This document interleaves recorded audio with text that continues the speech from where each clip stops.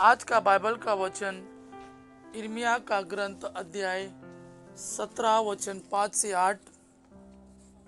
दूसरा वचन संत पौलुस का कोरिन्थियों के नाम पत्र अध्याय पहला पत्र अध्याय 15 वचन 12 और 16 से 20।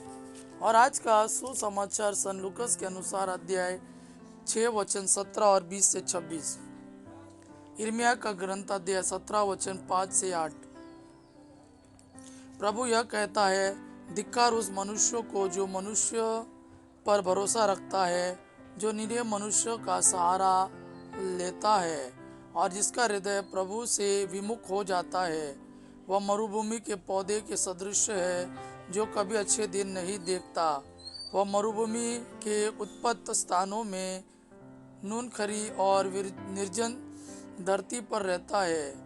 धन्य है वह मनुष्य जो प्रभु पर भरोसा रखता है, जो प्रभु का सहारा लेता है। वह जल स्रोत के किनारे लगाए हुए वृक्ष के सदृश है, जिसकी जड़ें पानी के पास फैली हुई है। वह कड़ी धूप से नहीं डरता, उसके पत्ते हरे भरे बने रहते हैं। सूखे के समय उसे कोई चिंता नहीं होती, क्योंकि उस समय भी वह फलता है। आज का दूसरा वचन संत पौलुस का कोरिन्थियों के नाम पहला पत्र अध्याय 5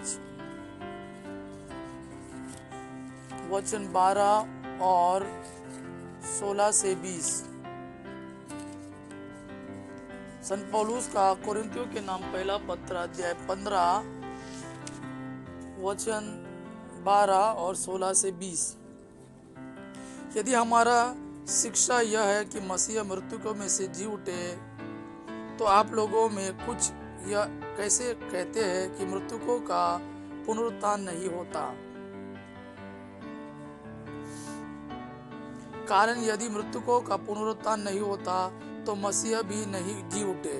यदि मसीह नहीं जी उठे तो आप लोगों का विश्वास व्यर्थ है और आप अब तक अपने पापों में फंसे हैं। इतना ही नहीं, जो लोग मसीह में विश्वास करते हुए मरे हैं, उनका भी विनाश हुआ है। यदि मसीह पर हमारा भरोसा इस जीवन तक ही सीमित है, तो हम सब मनुष्यों में सबसे अधिक दयनीय है। किंतु मसीह सचमुच मृतकों में से जी उठे। जो लोग मृत्यु में से सो गए हैं, उनमें वह सबसे पहले जी उठे।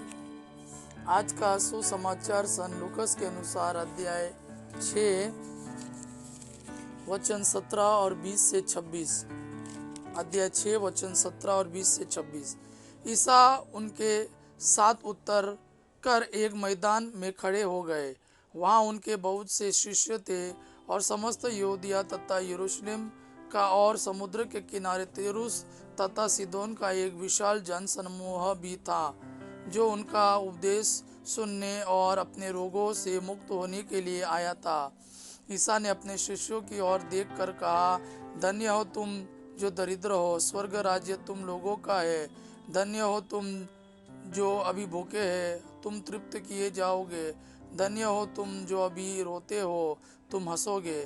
धन्य हो तुम जब मानव पुत्र के कारण लोग तुमसे बैर करेंगे, तुम्हारा बहिष्कार और अपमान करेंगे और तुम्हारा नाम घृणित समझकर निकाल देंगे। उस दिन उल्लसित हो और आनंद मनाओ, क्योंकि स्वर्ग में तुम्हें महान पुरस्कार प्राप्त होगा। उनके पूर्वज नबियों के साथ ऐसा ही किया करते थे। धिक्कार तुम्हें जो धनी हो, तुम अपना सुख चैन पा चुके हो। धिक्कार तुम्हें जो अभी तृप्त हो, तुम भूखे रहोगे। धिक्कार तुम्हें जो अभी हंसते हो, तुम शोक मनाओगे और रोओगे। धिक्कार तुम्हें जब सब लोग तुम्हारी प्रशंसा करते हैं। उनके पूर्वज झूठे नबियों के साथ ऐसा ही किया करते थे। यह प्रभु का वाणी है। प्रभु को धन्यवाद। आबा पिता की महिमा और पुत्र यीशु का प्रेम आप पर सदा सर्वदा बना रहे। आमीन।